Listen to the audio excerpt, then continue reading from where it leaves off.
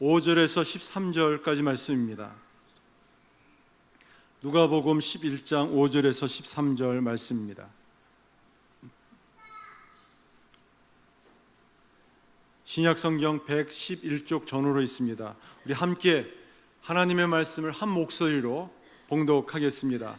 또 이르시되 너희 중에 누가 벗이 있는데 밤중에 그에게 가서 말하기를 벗이여 떡 세 덩이를 내게 구워달라. 내 벗이 여행 중에 내게 왔으나 내가 먹일 것이 없노라 하면 그가 안에서 대답하여 이르되 나를 괴롭게 하지 말라. 문이 이미 닫혔고 아이들이 나와 함께 침실에 누웠으니 일어나 내게 줄 수가 없노라 하겠느냐. 내가 너희에게 말하노니 비록 벗됨으로 인하여서는 일어나서 주지 아니할지라도 그 간청함을 인하여 일어나 그 요구대로 주리라. 내가 또 너희에게 이르노니 구하라 그러면 너희에게 주실 것이요 찾으라 그러면 찾아낼 것이요 문을 두드리라 그러면 너희에게 열릴 것이니 구하는 이마다 받을 것이요 찾는 이는 찾아낼 것이요 두드리는 이에게는 열릴 것이니라. 너희 중에 아버지 된 자로서 누가 아들이 생선을 달라 하는데 생선 대신에 뱀을 주며 아들을 알 달라 하는데 정갈을 주겠느냐. 너희가 악할지라도 좋은 것을 자식에게 줄 줄 알거든 하물며 너희 하늘 아버지께서 구하는 자에게 성령을 주시지 않겠느냐 하시니라. 아멘. 잠시 기도하고 주의 말씀을 전하겠습니다. 하나님 아버지 감사합니다. 메마른 대지 위에 무더운 폭염 속에서 이 땅을 식혀주기 위하여 또 메마른 식물들을 다시 생기를 돋구기 위하여 단비를 부어주신 하나님 아버지, 우리 영혼 위에도 은혜의 단비를 부어 주시옵소서. 가란 심령으로 주님 앞에 나왔습니다. 메마른 심령으로 주님 앞에 나왔습니다. 또 영혼의 세전함 속에 나왔습니다. 회복해 주시고 은혜의 단비로 말미암아 우리의 영혼이 회복되어지는 놀라운 은혜 있게 하여 주시옵소서. 감사드리며 예수님의 이름으로 기도드립니다. 아멘. 앞서 기도하던 대로 이번에 온 단비는 진짜 단비입니다. 그래서 꿀비라고 얘기하더라고요. 얼마나 이 귀가 귀한지. 또 약비라고도 얘기합니다. 인삼 녹용보다도 더 좋대요. 워낙 더워서 식물도 많이 메말랐고 또 여러 가지 먼지 오염들이 깨끗이 씻겨나가서 얼마나 좋은지요.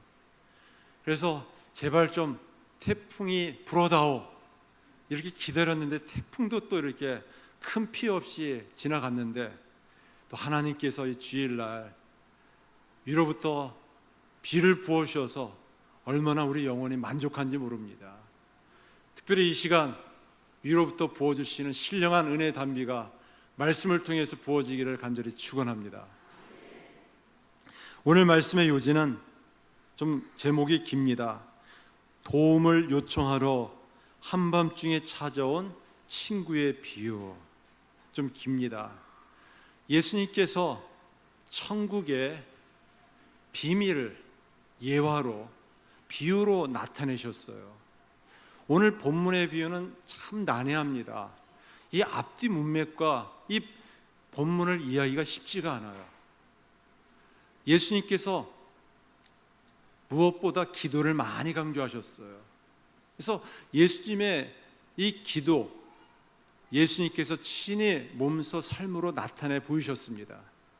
그리고 복음서의 기자들은 예수님의 기도를 다루고 있는데 그 중에서 복음서 중에서 누가는 가장 많은 기도의 비중을 다루면서 예수님의 기도가 어땠는가를 보여주고 있습니다.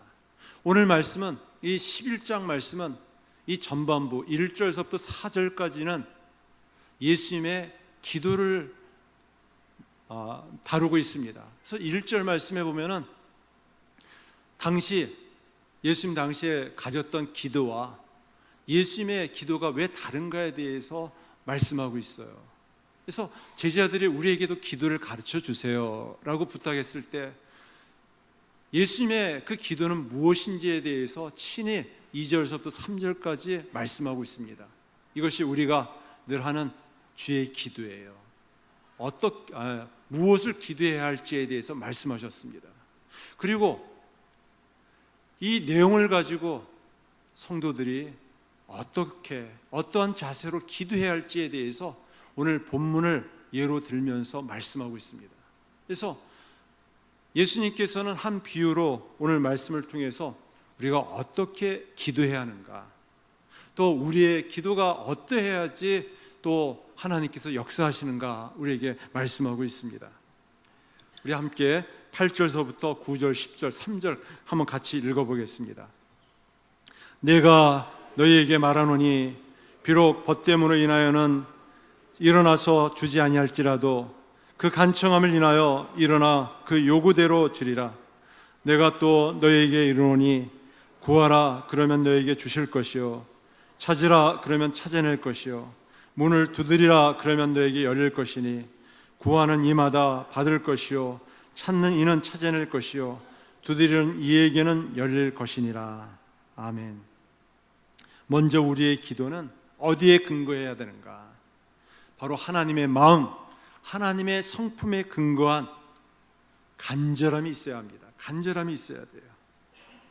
오늘 말씀해 보면은 예수님께서 친히 기도를 가르쳐 주시고 한 비유로 어떻게 기도해야 할 것을 설명해 주고 있어요. 오늘 본문을 좀 쉽게 이해하기 위해서는 예수님 당시의 유대적 배경을 이해할 필요가 있습니다. 한밤중에 친구가 찾아왔어요. 그래서 이 친구를 환대하기 위해서 또 이웃 벗에게 찾아가서 떡을 요청하는 장면입니다. 예수님 당시에는 그 지리적으로 사막 기후이기 때문에 낮에는 대단히 뜨겁습니다. 그래서 주로 여행을 저녁 때 하는 경우가 많이 있습니다. 그래서 밤에 여행하는 경우가 있어요. 당시 예상치 않은 손님이 집에 찾아오게 되었습니다. 오늘날에 있어서 통신 이런 기술이 발달되어 있지 않기 때문에 오늘날 남의 집에 방문하게 되면은 미리 가겠다고 전갈이나 소식을 이렇게 여러 가지 매체를 통해서 보낼 수 있지만 당시는 그런 통신 매체가 없었기 때문에, 다시 말해서 전보나 전화나 여러 가지 소식을 전할 매체가 없었기 때문에 그냥 갑자기 한밤중에 방문하는 경우가 덜어 있었습니다. 그 한밤중에 방문한 이 손님 벗을 위해서 환대를 해야 되는데 마련할 식사가 없는 것이에요. 음식이 부족한 것이에요. 당시에는 이 부엌에서 이 조리시설이 갖춰져서 화덕에서 빵을 식사를 준비하는 경우도 있었지만 대개 이 빵을 굽는 이 화로가 이 마을 안에 하나에서 2개 정도 있었습니다. 그래서 공동으로 그 화로에서 이 빵을 구워서 각자 가지고 갔습니다. 한밤중에 이 손님을 맞이하게 된 이 가정은 환대할 음식이 부족했습니다. 이 대접할 음식을 마련하기 위해서 또 다른 이웃 벗에게 찾아가서 도움을 요청하고 있어요. 문을 두드리고 있습니다. 이 사람은 불이 나서 도움을 요청한 것이 아니에요. 생명에 위급해서 도둑을 만나거나 강도를 만나서 또 도움을 요청한 것도 아닙니다. 또 재산상의 큰 어려움을 당해서 또 빚쟁이가 찾아들어서 도움을 요청한 것이 아니었어요. 그야말로 그냥 순수한 목적으로 손님이 왔기 때문에 이 손님을 환대하기 위해서 도움을 요청하고 있습니다. 당시에는 이 손님을 접대한다는 것은 사람으로서 최고의 덕목이었어요. 그 사람의 사람 됨됨이를 보면은 이 손님을 얼마나 잘 접대하는가, 환대하는 걸 보면은 잘 알 수 있다라는 것이 그 당시 풍습이었습니다. 성경에도 보면은 그것이 잘 언급되어 있는데요. 창세기 18장 말씀에 보면은 아브라함이 등장합니다. 아브라함이 부지 중에 손님을 접대하여 많은 약속의 축복을 받았다고 얘기하고 있어요. 아브라함도 또 전혀 낯선 손님이 찾아왔는데 지극정성으로 송아지를 잡아서 환대해서 그야말로 약속의 축복, 그 아들의 기쁨을 맛보게 되었어요. 또 그 다음 장인 창세기 19장의 말씀에 보면은 아브라함의 조카 롯이 등장하고 있는데, 이 소돔과 고모라 땅에 자기를 찾아온 손님을 성문에서 발견하게 되었어요. 그래서 낯선 손님을 자기 집으로 모시는 가운데 큰 어려움을 당합니다. 그래서 동네 사람들이 그 낯선 사람을 위협하고자 달려왔을 때 조카 롯은 자신의 딸 2명의 생명을 내어주면서까지 이 손님을 보호하는 것을 볼 수가 있습니다. 이것이 당시의 풍습이었어요. 손님을 이렇게 환대하고 접대하는 일이 가장 귀한 일이고 소중한 일이었습니다. 그래서 예수님 당시에서도 유대인들을 가르치는 랍비들이 정한 6가지 덕목이 있었어요. 그 중에 첫 번째 덕목이 무엇이었냐면 손님을 환대하고 접대하는 일입니다. 두 번째는 병든 자를 병문안하는 일이고, 세 번째는 기도와 묵상이고, 네 번째는 성경을 해석한 이 미드라시를 열심히 가르치고 배우는 것이고, 또 자기가 배운 것을 다섯 번째는 자녀들에게 토라를 가르치는 것이고, 여섯 번째는 이웃의 좋은 점을 칭찬하고 드러내는 일입니다. 이만큼 손님을 환대하고 접대하는 일은 가장 귀한 일이에요. 근데 오늘 본문에 보면은 한밤중에 손님이 찾아와서 그 손님을 접대하려고 하는데 음식이 부족해서 이웃집에 한 벗에게 찾아가서 도움을 요청하고 있습니다. 7절 말씀에 보면은 문이 이미 닫혔다라고 말하고 있어요. 친구의 요구에 문을 꽁꽁 닫아놓고 말았어요. 얼마나 몰인정한 친구입니까? 얼마나 나쁜 친구입니까? 과연 그럴까요? 몰인정하기 때문에, 또 무정하기 때문에 문을 꼭꼭 걸어 잠그고 그 친구의 그런 요청에 그냥 침묵으로 일관했을까요? 이것도 당시에 좀 시대적 배경을 이해하면 좀 이해할 수가 있습니다. 예수님 당시에 유대인들이 살고 있는 집은 주로 방 하나였어요. 우리가 요즘에는 좀 여유 있게 방도 여러 개 있지만 얼마 전까지만 해도 방 안에서 온 가족이 다 함께 살던 시대가 있었습니다. 유대인들도 마찬가지예요. 주로 이 방 하나에서 모든 가족이 다 사는데, 거기에는 창고이기도 하고 또 짐승을 가두는 우리이기도 하고 또 음식을 만드는 부엌이기도 하고 또 함께 생활하는 생활 공간, 또 침실이기도 했습니다. 그래서 문 입구에는 여러 가지 잡동사니 이런 물건들이 많이 늘어져 있었습니다. 그리고 주로 목축을 하기 때문에 양과 염소들을 도둑질 당하지 않기 위해서 저녁이 되면은 우리에 가둬놓기도 하고, 또 자기 집 문 안으로 끌어다가 문 입구에다 이렇게 쉬게 하고 또 잠자게 하기도 했습니다. 그리고 문 떨어져 있는 반대편에 가족들을 중심으로 침실에서 쉬기도 하고 또 자기도 했어요. 다시 말해서 문을 두드리면서 문을 열어달라고 요청을 하는데, 이 문 입구에 있는 짐승들이 또 깨울 수가 있고, 또 잠자고 있는 그 자녀들, 가족들까지 깨우는 번거로움이 있어요. 또 지금은 담들이 있어서 집과 집을 구분할 수 있지만, 당시 예수님 살던 당시에 그 집들은 담이 없이 다닥다닥 집들이 붙어 있었어요. 그래서 짐승이 막 울기 시작하고 애들이 막 요란스럽게 막 깨게 되면은 그 집안만 소란스러운 것이 아니라 동네가 시끄러워지기 시작하는 것이, 그러다 보니까 얼마나 불편하고 번거롭겠습니까? 그래서 아이들이 7절 말씀에도 보면 아이들이 나와 함께 침실에 누웠으니 가능하다면 정중하게 거절하려고 애를 씁니다. 왜냐하면 이 요청에 대해서 들어주기에는 너무나도 번거롭고 일들이 많이 일어납니다. 여러분 8절 말씀 보세요. 우리 한번 같이 한번 다시 한번 한 목소리 읽어보겠습니다. 내가 너희에게 말하노니 비록 벗됨으로 인하여서는 일어나서 주지 아니할지라도 그 간청함을 인하여 일어나 그 요구대로 주리라. 벗이기 때문에, 친구이기 때문에 그 요청을 그래도 들어주기에는 너무나 어렵고 번거롭고 힘이 들지만 얼마나 이 친구가 문을 두드리는지 그 간청함 때문에 그 요구대로 들어주겠다라고 얘기하고 있습니다. 여기서 이 간청함 때문에, 이 간청함이라는 말은 무슨 말일까요? 여기에는 본문에 보면 두 가지 의미가 있어요. 하나는 끈질기게, 집요하게, 포기하지 않게, 그야말로 간절하게 요구하는 것이고요. 또 다른 하나는 창피를 무릅쓰고 또 체면에도 불구하고 요구하는 것을 이야기하고 있습니다. 두 가지를 같이 생각한다면 그야말로 이 사람에게 문을 열어주게 될 경우에 자기 가족도 불편할 뿐 아니라 짐승들도 막 울면서 동네가 시끄러울 수 있다 보면은 좀 창피할 수 있어요. 또 부끄러울 수가 있습니다. 그럼에도 불구하고 끈질기게, 집요하게, 담대하게 요구한 것에 대해서 어찌할 바를 알지 못하 들어줄 수밖에 없다라는 내용입니다.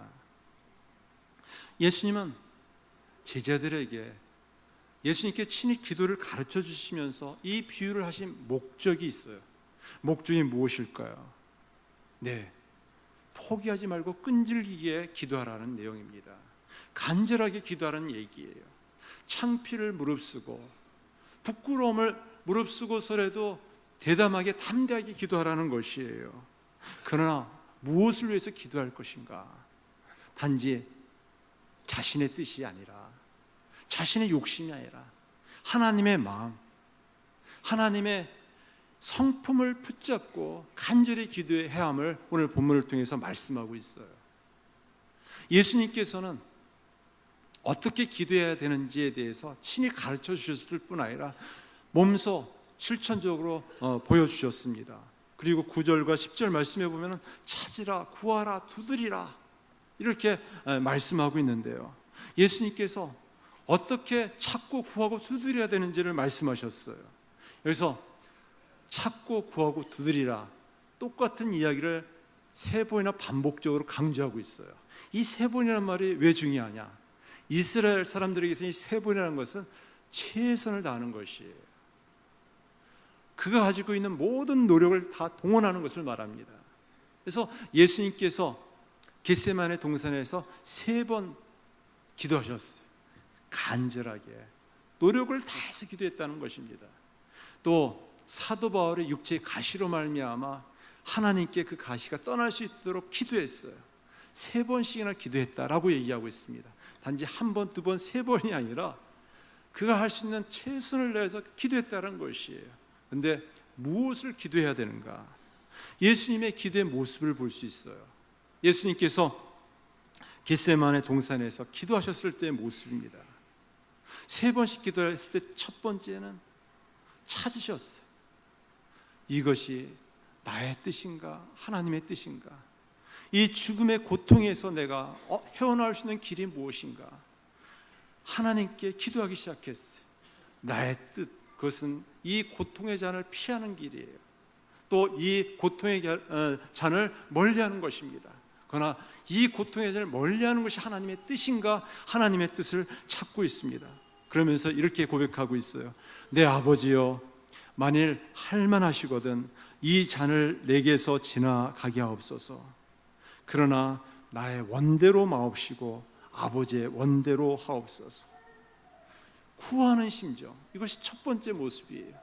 두 번째는 예수님께서 기도를 하신 이후에 제자들에게 돌아와서 보니까 그들이 자고 있는 것이에요. 시험에 들지 않기 위해서 기도하자라고 하면서 다시 두 번째 겟세마네 동산에서 기도하는 장면이 나옵니다. 그 장면은 찾는 장면이에요. 좀 더 적극적으로 구하는 장면이 아니라 더 나가서 하나님 앞에 나가서 찾는 장면입니다. 내 아버지여, 만일 내가 마시지 않고는 이 잔이 내게서 지나갈 수 없거든 아버지의 원대로 되기를 원하나이다. 이 잔을 피할 수 없다면 이 잔을 감당할 수 있도록 하나님의 뜻을 찾고 있어요. 그리고 이어서 다시 제자들에게 내려와서 제자들 역시 시험에 빠지지 않기 위해서 기도해야 되는데 기도하지 않는 모습을 보시고 체념하시고 다시 세 번째 올라가셔서 어떻게 기도하는가? 찾고 구했을 뿐 아니라 마지막으로는 두드리는 그런 뜨거운 심정으로 기도하기 시작합니다. 이번에도 동일한 기도 제목으로 기도하고 있어요. 이 잔을 꼭 감당해야 되겠습니까? 이때 땀방울이 핏방울이 되기까지 간절히 기도했어요. 이처럼 예수님이 찾고 구하고 문을 두드리는 심정으로 우리에게 간절히 기도하라는 것이에요. 예수님께서는 그렇게 기도하시면서 응답을 받았습니다. 그 응답은 무엇이었는가? 십자가를 지고 하는 것이에요. 십자가를 감당하는 것이었습니다. 십자가를 통과하는 것이었어요. 그것이 하나님의 뜻이었습니다. 하나님의 마음이었습니다. 하나님의 마음을 붙잡고 하나님의 약속을 붙잡으면서 순종합니다. 그 순종을 통해서 우리에게 이런 놀라운 구원의 축복을 부어주셨어요. 예수님께서 우리에게 말씀합니다. 찾고 구하고 두드리라. 그러나 무엇을 두드리는가? 무엇을 찾는가? 무엇을 구하는가? 그것은 하나님의 마음이 무엇입니까? 하나님의 뜻이 무엇입니까? 우리의 기도가 어떠해야 할까요? 미국 뉴욕의 한 장애자를 돕는 이 장애자 복지관에는 이런 기도문이 새겨져 있습니다. 제목은 나는 가장 축복받은 자라는 글이에요. 나는 하나님께 기도했다. 나는 하나님께서 나를 강하게 만들어 달라고. 그래서 내가 원하는 모든 걸 이룰 수 있도록. 하지만 하나님은 나를 약하게 만들었다. 겸손해지는 법을 배우도록. 나는 하나님께 기도했다. 건강할 수 있도록. 그래서 더 큰 일을 많이 할 수 있도록. 하지만 하나님은 내게 허약함을 주었다. 더 의미 있는 가치 있는 일을 행할 수 있도록. 나는 하나님께 기도했다. 부자가 되게 해달라고. 그래서 행복할 수 있도록. 하지만 나는 하나님께 가난을 선물 받았다. 지혜로운 사람이 되도록. 나는 하나님께 기도했다. 재능을 달라고. 그래서 사람들의 인기와 찬사를 받을 수 있도록. 하지만 나는 하나님께 열등감을 선물 받았다. 하나님을 의지하고 필요성을 느끼도록. 나는 하나님께 기도했다. 하나님께 모든 것을, 그래서 한 번뿐인 삶을 누릴 수 있도록. 하지만 하나님은 내게 삶을 선물해 주었다. 모든 것을 누릴 수 있도록. 나는 하나님께 내가 기도한 것을 하나도 받지 못했지만 내게 필요한 모든 걸 선물 받았다. 나는 작은 존재임에도 불구하고 하나님은 나의 기도를 다 들어주셨다. 모든 사람들 중에서 나는 가장 축복받은 자이다. 하나님의 축복을 받은 자인지 받지 않은 자인지는 자신만이 알 수 있습니다. 내가 하나님 앞에 기도할 때 하나님께서 깨닫게 해주세요. 오늘 말씀 11절과 12절 말씀 같이 다시 한번 읽어보겠습니다. 너희 중에 아버지 된 자로서 누가 아들이 생선을 달라 하는데 생선 대신에 뱀을 주며 알을 달라 하는데 정갈을 주겠느냐.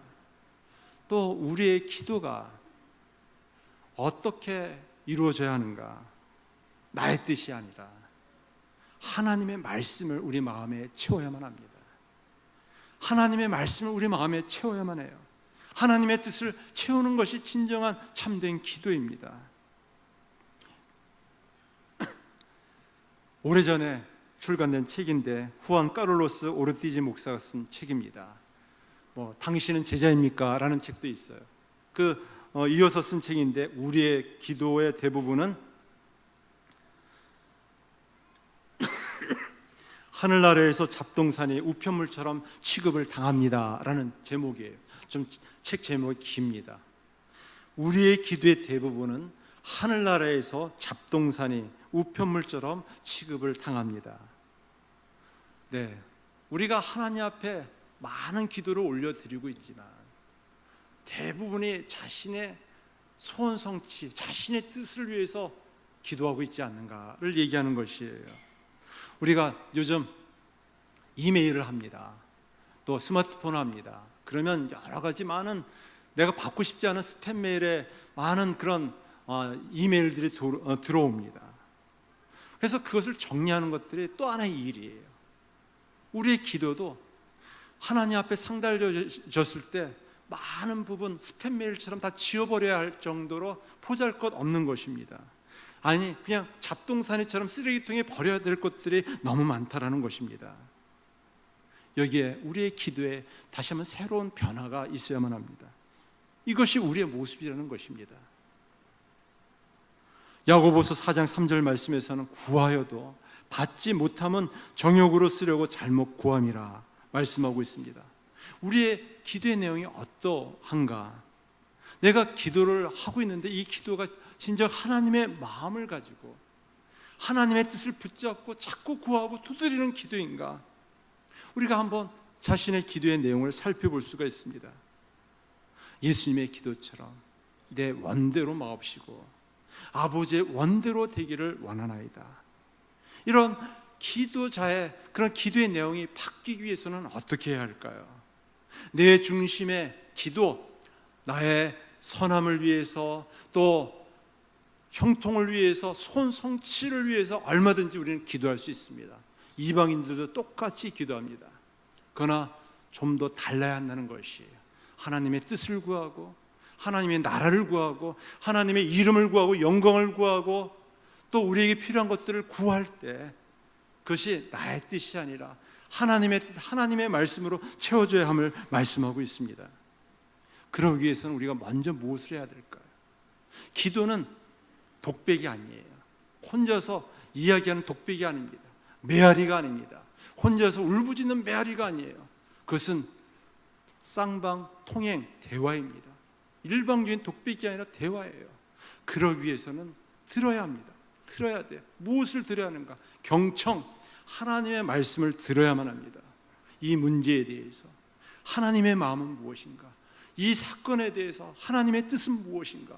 내가 가지고 있는 고집하고 있는 생각들을 내려놓고 마음을 열고서 하나님의 말씀을 듣고 하나님의 뜻을 구하는 것이, 찾고 구하고 두드리는 것이 우리의 기도가 되어야 함을 성경 우리에게 말씀하고 있습니다. 그것도 주의 깊게 세심하게.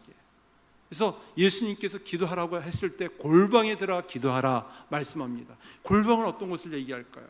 하나님과 독대할 수 있는 조용한 자리예요. 하나님의 세미한 음성을 귀 기울일 수 있는 조용한 시간이에요. 그런 시간이 없다면 잡음인지 소음인지 사단의 음성인지 아니면 스스로 자작극하고 연출한 자기의 음성인지를 분간할 수가 없습니다. 그러기에 우리는 조용한 시간이 필요해요. 하나님과 독대하는 시간이 필요합니다. 하나님께서는 여전히 우리와 만나주시고 말씀하기를 원하시고 또 기도 가운데 우리를 만나주시는 분이십니다. 그래서 우리는 선포된 말씀을 통해서 하나님의 음성을 귀 기울일 수 있어요. 또 우리가 매일마다 묵상하는 말씀을 통해서 하나님의 말씀에 귀 기울일 수 있습니다. 또 우리가 기도하면서 우리 마음 가운데 깨닫게 해주시는 하나님의 말씀이 있습니다. 그 말씀을, 그 하나님의 뜻을 우리 마음에 담을 때 우리는 쓰레기통이 아니라 잡동사니로 가득한 제 오물덩어리로 썩어지는 이 부패한 이 마음이 아니라 하나님의 마음을 담은, 하나님의 말씀을 담은 거룩한 진주 보석함이 되어질 수 있습니다. 무엇보다 나의 뜻이 아니라 하나님의 뜻을 찾고 구하고 두드릴 수 있는 그 하나님의 말씀으로 채울 수 있는 저와 여러분들이 되어지길 간절히 축원합니다. 마지막 세 번째는 13절 말씀입니다. 우리 한번 같이 읽어보겠습니다.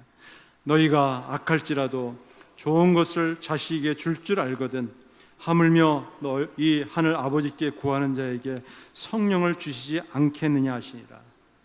하나님과 우리의 관계가 아버지와 자녀의 관계라면은 하나님 아버지께서는 가장 좋은 것을 주신다.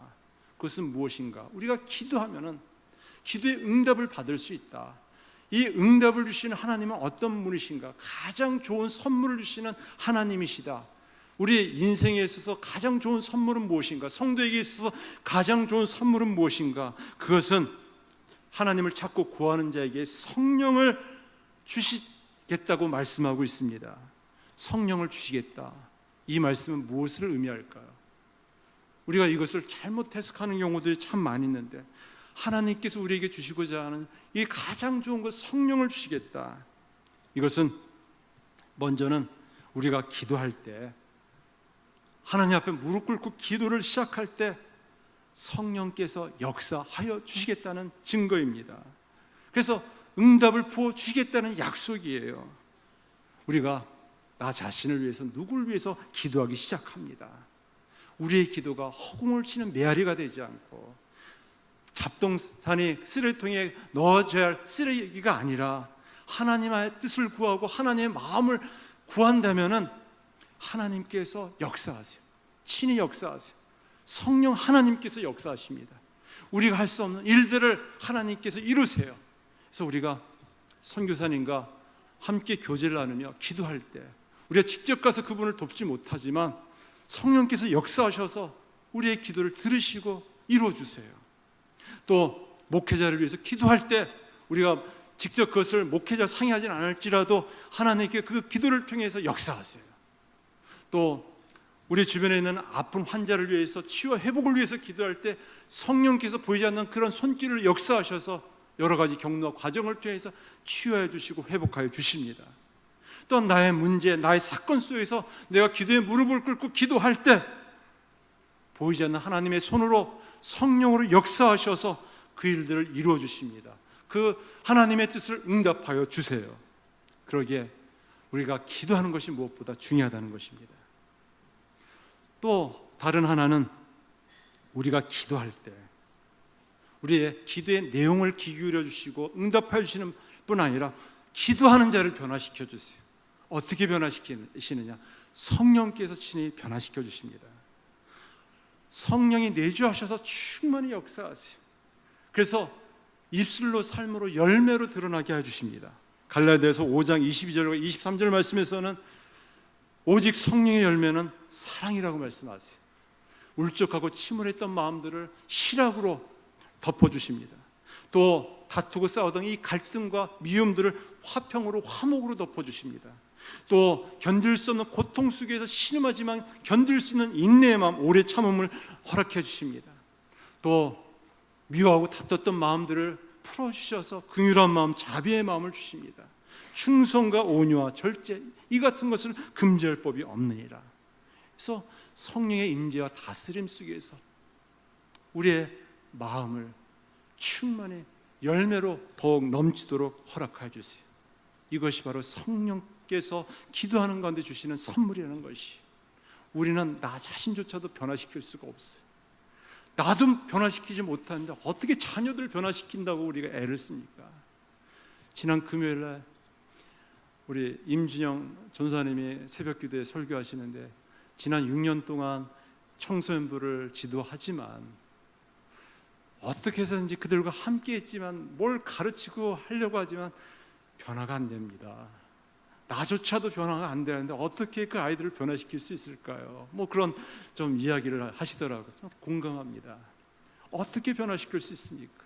내가 먼저 은혜를 받고 하나님의 마음을 가지고 하나님의 말씀으로 채울 때, 하나님의 은혜가 내 안에 흘러넘칠 때 그 영혼들이 그것을 보고서 하나님의 함께 하심을, 또 하나님의 은혜를 체험할 수 있는 줄 믿습니다.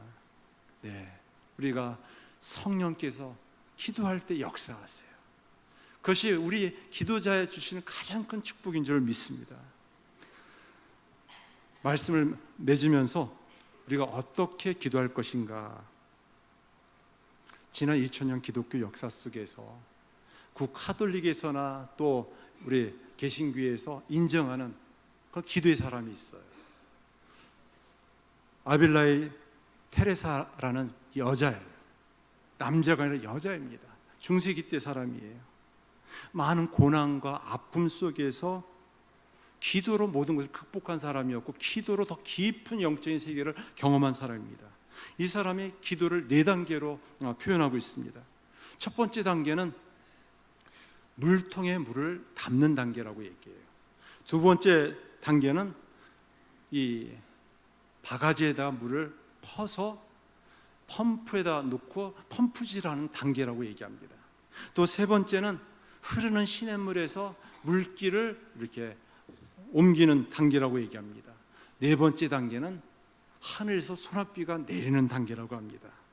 이것을 설명하면서 우리가 어떻게 기도해야 할지에 대해서 설명하고 있는데, 먼저는 기도에는 눈물과 땀이 필요해요. 기도해야만 합니다. 그래서 물을 길는 수구가 있어야 돼요. 물통에다 물을 담아야만 합니다. 성령의 은혜, 성령의 능력을 담아야 되고, 우리 마음에 헝클어져 있고 닫히는 마음에 하나님의 뜻을 구하고 하나님의 마음에 하나님의 말씀을 담을 때 그 수고와 노력은 우리가 해야 하는 일이에요. 두 번째는 조금 지나면은 그 마중물이라도 바가지에 그 펌프에 넣으면은 이 누르기만 하면 그 밑에 지하수에서 물이 올라오는 것처럼 하나님의 은혜가 우리의 영혼을 적시고 우리의 가정을 변화시키고 또 하나님이 크고 놀라운 일들을 행하여 주십니다. 뿐만 아니라 세 번째 단계까지, 이제는 그 물길에 이렇게 길을 내서 수로를 만들면 자연스럽게 펌프질을 하지 않아도 그 물이 자신을 통해서 이루어지는 것처럼 그런 더 깊은 믿음의 세계, 영적 세계에 들어갈 수가 있습니다. 더 나아가서 위로부터 부어주시는 하나님의 은혜가 충만히 임할 때, 소낙비처럼 임할 때 우리는 더 깊은 영적인 세계 속에서 기뻐하며 즐거워하며 성령으로 충만한 삶을 이 땅 가운데 살게 될 줄 믿습니다. 우리 모두가 그런 참된 기도로 더 깊이 있는 영적인 세계를 체험하며 또 누리며 살아가는 저와 여러분들 주의 교회가 되어지길 간절히 축원합니다. 기도하겠습니다. 하나님 아버지, 감사합니다. 주님께서 친히 참된 기도를 가르쳐 주시고 어떻게 기도해야 할지를 친히 비유로 말씀하셨습니다. 이 말씀을 잘 깨닫게 하여 주신 줄 믿습니다. 우리도 실천적으로 기도의 사람으로, 육의 사람이 영의 사람, 성령의 사람으로 변화시켜 주시옵소서. 예수님의 이름으로 기도드립니다. 아멘.